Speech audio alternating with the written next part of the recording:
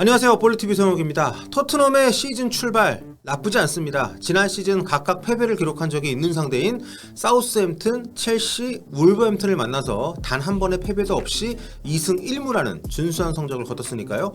3라운드가 끝난 현재 순위도 승점이 같은 맨시티와 리즈 유나이티드의 골득실과 다득점에 밀리면서 4위로 기록되어 있지만 사실상 다 같은 2위권이라고 볼 수가 있죠. 하지만 때로는 팀과 나의 무드가 똑같지 않을 때도, 일치하지 않을 때도 있는 법입니다. 토트넘의 출발이 나쁘지 않다고 해서 모든 선수들이 다 괜찮은 출발을 하고 있다는 것은 아니란 얘기죠. 손흥민 선수의 경우를 볼까요?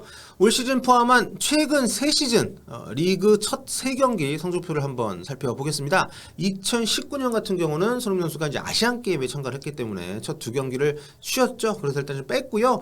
자, 지지난 시즌부터 보겠습니다. 2020-21 시즌 첫 3경기에서 보시다시피 사우스햄튼전 4골이 있었고요. 그리고 지난 시즌 같은 경우는 3전 전승하는 과정에서 손흥민 선수의 기여도가 정말 압도적이었죠. 케인이 부재한 동안에 원톱으로 출전을 하면서 3경기 중 2경기에서 골을 기록을 했습니다. 토트넘이 3경기에서 3골을 넣었는데 울버햄튼전 결승골은 델레알리의 PK골이었으니까 필드골은 손흥민 선수만 좀 혼자서 만들어냈다고 볼 수 있습니다. 하지만 올 시즌은 3경기를 치른 현재까지 골이 없습니다. 팀은 2승 1무를 기록하는 동안 7골을 넣었지만 아쉽게도 손흥민 선수는 아직 1도움을 기록한 게 전부죠. 시즌 개막 3경기 아직 갈 길이 훨씬 멀기 때문에 벌써부터 평가를 한다는 것은 섣부른 게 사실입니다. 분명히 손흥민 선수는 폼이 올라올 거고요. 좋은 성과를 낼 거고요. 하지만 제가 약간 올 시즌에 좀 주목을 하는, 약간 우려하는 부분은 이번 시즌이 지난 2시즌에 비해서 팀 운영적인 측면에서 분명 달라진 그런 부분이 있기 때문입니다. 첫 번째는 교체 우선순위가 바뀌었다는 겁니다. 지난 2시즌 손흥민 선수는 부상이 아니면은 거의 풀타임을 뛰었습니다. 이거는 시즌 초반도 마찬가지였는데요. 2020-21 시즌 같은 경우에 첫 2경기 풀타임을 뛰었고 세 번째 경기인 뉴캐슬전은 하프타임에 교체가 됐는데 이때 이제 부상 때문에 교체가 됐죠. 요 다음 경기가 이제 맨체스터 유나이티드 원정이었는데 무리뉴 감독이 손흥민 못 뛸 것처럼 얘기를 했지만 선발로 나와서 맨유한테 2골 넣고 또 6대1 대승 이끌었던 거 다들 기억을 하실 거예요. 자, 그리고 유로파리그 린치전 포함해서 내리 4경기 연속골을 넣었던 손흥민 선수의 어떤 초반 압도적인 활약이 있었습니다. 지난 시즌, 그러니까 2021-22 시즌 같은 경우에도 1차전 맨시티전 풀타임, 또 프리킥으로 골을 넣었던 3차전 와포드전도 거의 풀타임을 뛰었고 2차전 울버햄튼전 같은 경우는 이제 부상 때문에 당시 프리시즌에 제대로 준비를 못해서 몸 상태가 좋지 않았던 해리케인 선수하고 후반 27분에 교체가 돼서 나갔었습니다. 그러니까 거의 웬만하면 교체가 되지 않는 붙박이 주전으로서의 모습을 시즌 초반부터 보여줬다. 지난 2시즌 동안 이렇게 볼 수가 있는데요. 올 시즌은 조금 다릅니다. 개막전 사우스햄튼전에서 팀이 4골을 넣는 동안 1도움을 기록하면서 이제 풀타임을 출전했던 손흥민 선수인데 그 뒤로 2차전 첼시와의 경기 때는 팀이 1대2로 지고 있는 상황에서 후반 34분에 팀에서 2번째로 빨리 교체가 됩니다. 앞서 히샬리송이 세세뇽 자리에 투입이 된 상태였기 때문에 페리시치하고 교체가 되는데요. 팀이 지고 있는 상황에서 디펜딩 득점왕인 손흥민 선수를 뺐다는 거. 게다가 첼시 상대로 손흥민 선수가 좀 그래도 토트넘 선수들 중에서는 어느 정도 좋은 모습들을 보여줬던 이력이 있기 때문에 저는 개인적으로 굉장히 좀 의외로 생각이 됐었거든요. 그리고 지난 주말 3차전 울버햄튼전 때는 토트넘이 후반 31분에 첫 교체를 단행을 했는데요. 이때 첫 교체 대상으로 손흥민 선수가 가장 먼저 교체 아웃이 됐습니다. 히샬리송이 그 자리에 투입이 됐고요. 교체 우선순위에서 손흥민 선수가 이렇게 좀 앞쪽에 있다는 것은 분명히 달라진 부분이죠. 그리고 또 달라진 올 시즌 토트넘의 운영 방식, 손흥민 선수에 영향을 미치는 부분들. 두 번째는 전술적 역할이 바뀌었다는 겁니다. 교체 순번이 달라진 것만이 전부가 아니라 전술적인 역할에서도 분명히 차이를 보였다는 건데요. 양팀 감독들의 현란한 전술 싸움이 벌어졌던 첼시전을 보겠습니다. 이거는 제가 이제 시간대별로 전술적인 변화에 맞춰서 설명을 좀 해드리겠습니다. 첼시전 선발 라인업입니다. 기존하고 똑같죠. 토트넘이 가장 잘 할 수 있었던, 잘 해왔던 그런 포메이션으로 경기를 시작을 했는데 사실 이날 경기 내용이 워낙 안 좋았습니다. 굉장히 첼시한테 안 두드려 맞고 정말 여러 골을 먹어도 이상하지 않을 만한 경기를 했었는데요. 그래서 후반 12분에 콘테 감독이 아주 과감한 교체를 단행을 합니다. 세세뇽을 빼고 히샬리송을 투입을 하면서 4-2-4 포메이션으로 변환을 한 것이죠. 자, 이렇게 보시면은 최전방에 손흥민, 히샬리송, 케인, 그리고 셉셉이 이렇게 4명의 선수를 전진 배치를 시켜 놓는 이런 변화를 단행을 합니다. 이렇게 경기를 운영을 하면서 어느 정도 분위기를 좀 바꾸는 데는 성공을 했는데요.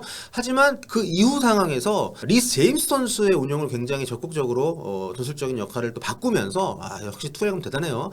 이런 투엘 감독의 전술적인 변화에 따라서 토트넘이 약간 어려운 상황들을 많이 맞이하게 됩니다. 그래서 콘테 감독은 왼쪽에서, 그러니까 제임스가 올라왔던 토트넘 입장에서 보면 왼쪽에서 수비 공백이 발생을 하는 바람에 위협적인 크로스를 허용을 해서 하베르츠한테 이제 골을 먹을 뻔했던 요 장면 직후에 곧바로 벤치로 가서 교체 지시를 합니다.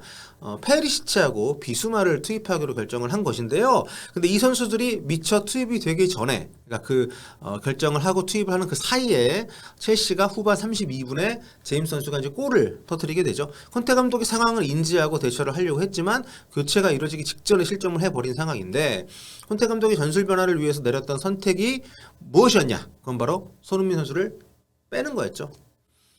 그래서 어쨌든 실점한 이후에 교체가 단행이 되는데 토트넘이 손흥민과 벤탄쿠르를 빼고 페리시치하고 비수마를 집어넣었습니다. 그래서 다시 3-4-3 포메이션으로 히샬리송, 케인, 셉쉐비 이렇게 3톱, 그리고 페리시치가 왼쪽 윙백으로 들어가는 이렇게 다시 3-4-3 포맷으로 재전환을 해서 남은 시간 경기를 치르게 되는데요.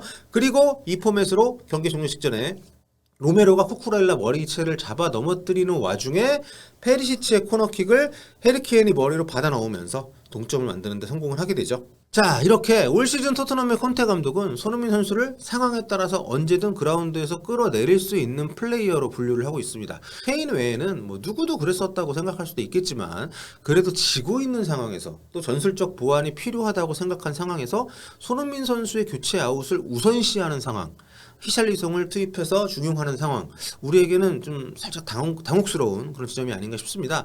그리고 이것이야말로 콘테 감독이 히샬리송을 영입한 주요 이유 중 하나일 겁니다. 콘테 감독은 최근 인터뷰에서 히샬리송을 자신이 좋아하는 선수로 꼽았습니다. 그러면서 집중력, 또 네이스티라는 단어를 언급을 했는데요.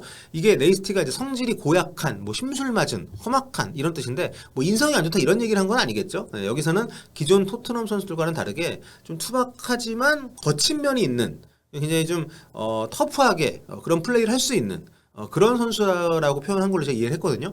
아무튼 히샬리송의 이런 측면의 애정을 보이면서 계속 기회를 늘려나가겠다는 의지를 보였다는 게 여기선 중요한 겁니다.